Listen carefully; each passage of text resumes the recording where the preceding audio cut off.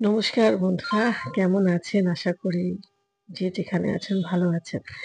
আমি কাঁচরাপাড়ার একটা ব্লগে বলেছিলাম যে যখন কাঁচরাপাড়াতে গিয়ে দুর্গাপুজো দেখছিলাম, তখন মামার বাড়ি যেতে খুব মন চাইছিল এবং ঈশ্বর আমার সেই আশা শীঘ্রই পূরণ করেছেন। তো আজকের ব্লগটা কিন্তু একদমই সেরকম। ভাইফোঁটার ব্লগ আমার হয়ে গেছে। আমার শ্বশুরবাড়ির ব্লগ আপনারা হয়তো ইতিমধ্যেই দেখে নিয়েছেন। এখন হচ্ছে ভাইফোঁটার ঠিক পরের দিন অর্থাৎ সোমবারের ব্লগ, যখন মাসির বাড়িতে আমি ছিলাম এবং ওইখান থেকে মামার বাড়িতে গেছিলাম। সেজন্যই আমি বলেছিলাম যে ঈশ্বর আমার আশা পূরণ করেছেন।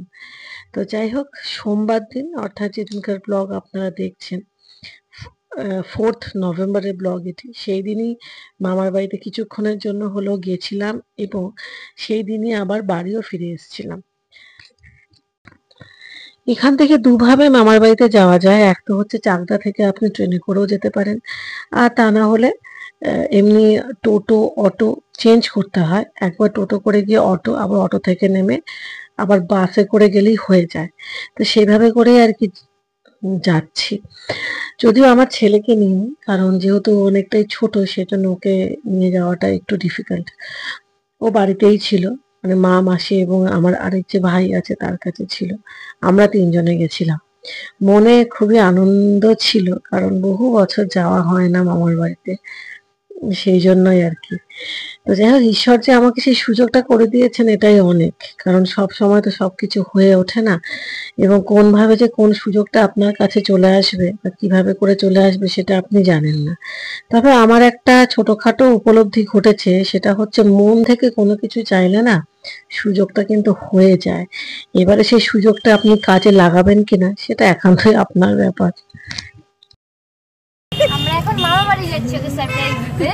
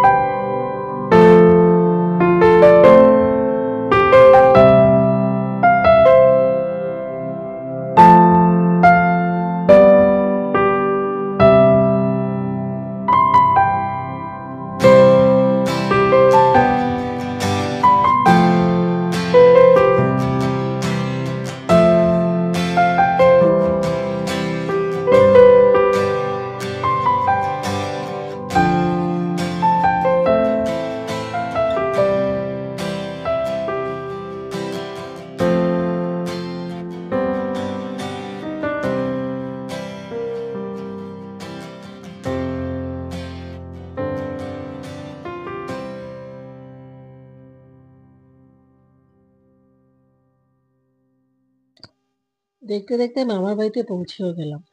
তবে ভীষণভাবে পরিবর্তন লক্ষ্য করলাম, ভীষণভাবে। কারণ যখন ছোটবেলাতে আসতাম তখন এরকম ছিল না। একটা বড় তেঁতুল গাছ ছিল, সেটা কাটা পড়েছে। সেই গাছটা বহু বছরের পুরনো ছিল, সেই জন্য ওটা কেটে দিতে হয়েছে। সামনেই যে শনি মন্দিরটা দেখলেন সেখানেই ছিল গাছটা। অনেক নতুন বাড়িঘর হয়েছে, রাস্তাঘাট হয়েছে, অনেক চেঞ্জ, বলতে পারেন যে ড্রাস্টিক চেঞ্জ। এটা সত্যি অনেক সময় না, এখন না চিনতে পারি না মামার বাড়িতে গেলে। আগে যেমন অনেক আগেকার কথা বলছি, তখন যখন মামা বাড়িতে আসতাম ওই রাস্তাটার চারিদিকে না সারি সারি গাছ থাকতো। সেই গাছগুলোও কাটা পড়েছে, পরে রাস্তাটা আরেকটু চওড়া হয়েছে, ব্রিজ হয়েছে, একেবারে পাল্টে গেছে, একদম অন্যরকম। যাই হোক, উন্নতি হয়েছে আগে থেকে, এটাই বেশ ভালো লাগছে। আর আমার মামার বাড়ির একটা সব থেকে বড় বৈশিষ্ট্য হচ্ছে সামনে কিন্তু শস্য ক্ষেত। শীতকালে এত সুন্দর লাগে। এর আগের একটা ব্লগে, মানে বেশ 2-3 বছরের আগে একটা ব্লগে বোধহয় আমি সেই জিনিসটাও তুলে ধরেছি আপনাদের সামনে।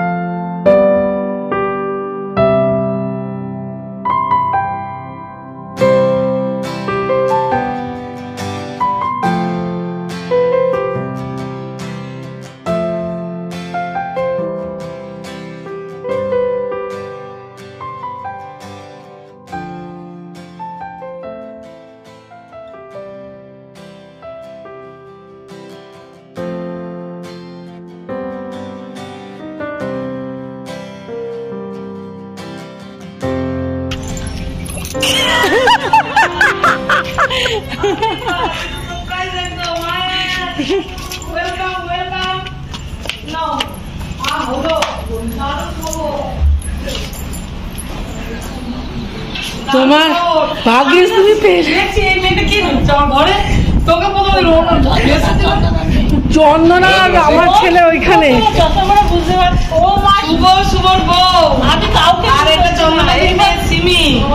কালকে সবাই এখান থেকে এখন ঢুকলো সবগুলো দেখো কি জন্য আমরা এসেছি সেটাই তো টের পেলে না। তোমার পরনে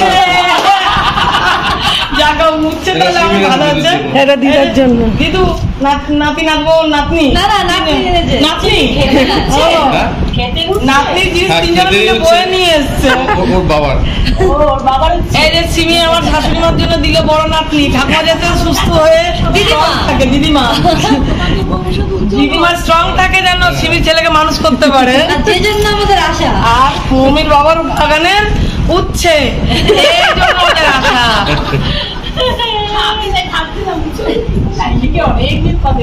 বাবা আমার পড়ান চলে গেছে উচ্ছেগুলোর জন্য যখন সত্যি সারপ্রাইজই হয়েছে বটে।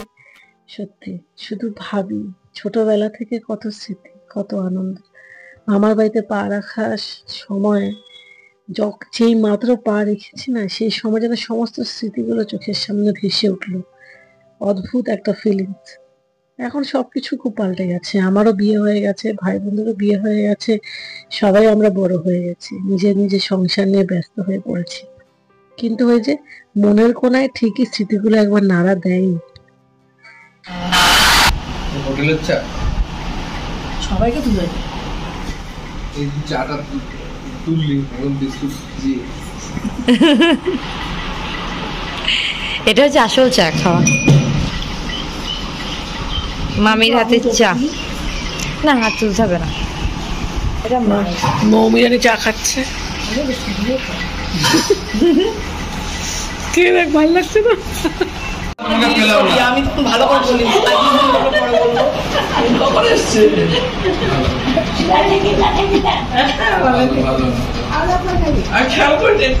বলি সিমিকে দেখে অবাক হয়ে গেলাম। অনেক বছর পরে বলো। আমার মা তাহলে ভিডিও তো তোমাকে দেখলে খুশি হবে, বলবে এটা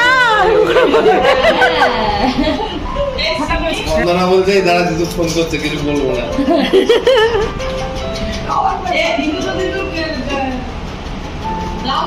চিন্তায় ছিল তোদের সঙ্গে কথা হবে না, তোদের চলে যাবি যখন। তাহলে ওর ছেলেকেও তো রাখতে হবে, আবার গিয়ে চাকরি থেকে নিয়ে আসতে হবে। ছেলে তো এতক্ষণ থাকতে পারবে না। ওখানে থাক, যা খুশি করুক। তাহলে দিব্যর জ্বালা দিব্য বিপদ রেখেছে সিমির ছেলেকে, ও তো কোনো মেয়ের বলে থাকবে না। ওই দিব্য ধরলো আর আমরা আসলাম।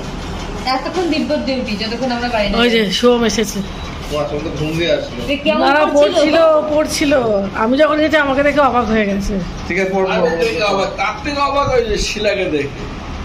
তোর পিঠটা দেখে চিনে ফেলেছি, পিছনটা দেখে শিলাকে দেখে অবাক হয়ে গেছে। ওটা শিলা মাসি না? হ্যাঁ এটা শিলা মাসি।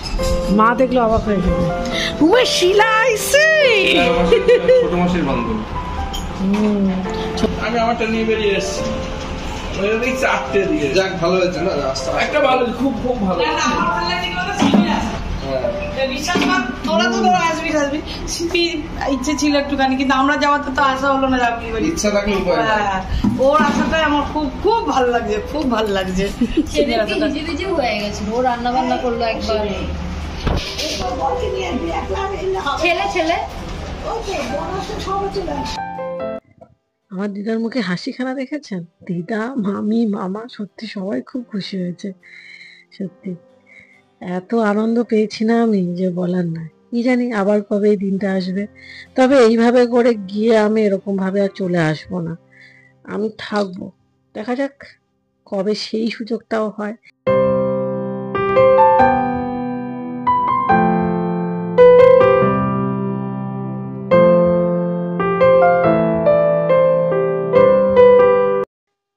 যাই হোক বন্ধুরা, চলে আসার সময়ও হয়ে যাচ্ছে। একটু মনটা খারাপও করছিল, কিন্তু কিছু করার নেই।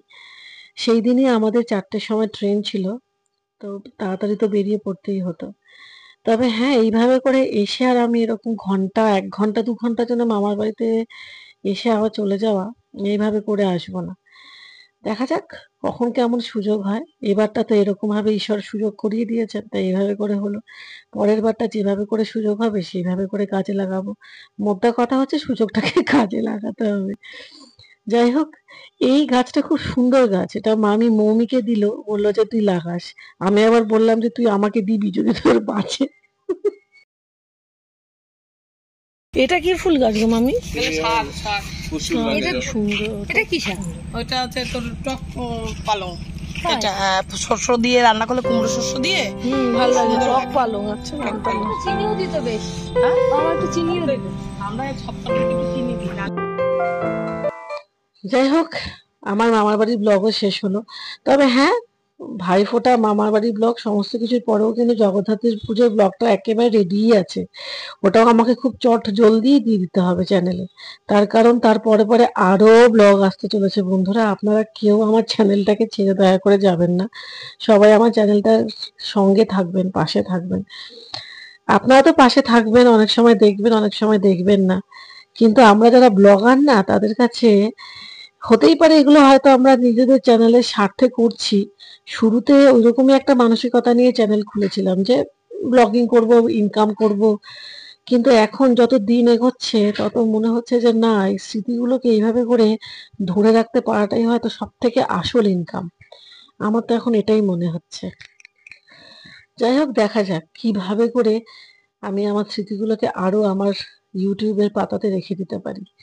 এটাই তো জীবনের দরকার, এটাই তো চাই। অনেক ব্লগারদের দেখেছি ইনকামের জন্য নোংরামি করে। এগুলো তো আমি আগেও ব্লগে বলেছি, জানি না তারা কেন করে, তাদের কাছে ব্লগিং এর ঠিক ডেফিনেশনটা কি। কিন্তু আমার কাছে একটা অন্যরকম ডেফিনেশন তৈরি হয়ে গেছে ব্লগিং এর। সত্যিই কিন্তু একটা সময় এমনও আমাদের সকলের জীবনে আসবে, তখন হয়তো এই দিনগুলো হারিয়ে যাবে। তখন হয়তো সত্যি মামার বাড়িতে আর আসতেই পারবো না, হয়তো অনেক বয়স হয়ে যাবে, হয়তো সংসারে আরো ব্যস্ত হয়ে পড়বো। তখন হয়তো এখানে আসাই হবে না, দেখাই হবে না ভাই বোনদের সাথে। হতেই পারে, কোনো কিছুই তো অসম্ভব কিছু নয়। তখন এগুলোকে উল্টে পাল্টে দেখবো। আমিও যেমন দেখবো তেমন আমার ভাই বোনেরাও দেখবে। আমার ভাই তো বলেই যে ও যখন জাহাজে থাকে তখন এই ব্লগগুলোকে দেখলে ওর মনে হয় যে ও কত নিজের বাড়ির কাছে রয়েছে। এটাই তো অনেকটা পাওয়া। আমি যে এইটুকু ওকে দিতে পেরেছি, এটাই তো অনেক, তাই না? মাঝে জানেন তো বন্ধুরা, খুব মনটা খারাপ হয়ে গেছিল যখন বুঝলাম যে সাবস্ক্রাইবার বা আমার ভিউ কোনোটাই সেভাবে করে বাড়া নয়, বা বাড়বে না, বা বাড়ছে না, বা এই ব্লগিং এর চ্যানেলটাও হয়তো আমার জন্য নয়, বা এই পথটাই হয়তো আমার জন্য নয়। কিন্তু আমার ভাইয়ের এই কথাটা শোনার পর থেকে আমার মানসিকতাটা অনেক পরিবর্তন ঘটে গেছে। আমার মনে হচ্ছে না, এগুলো দরকার। সবকিছুই কি টাকা দিয়ে বিচার করা যায়? সেটা হয়তো একেবারেই নয়। সেই জন্যই বলছি বন্ধুরা, এটা হয়তো আমি চালিয়েই যাব, ইনকাম হোক না হোক, তাই না? তাহলে যদি আমার চ্যানেল ভালো লাগে, লাইক শেয়ার সাবস্ক্রাইব করবেন, আমার পাশে থাকবেন, আর বেল আইকনটা প্রেস করে দেবেন। সবাই ভালো থাকবেন।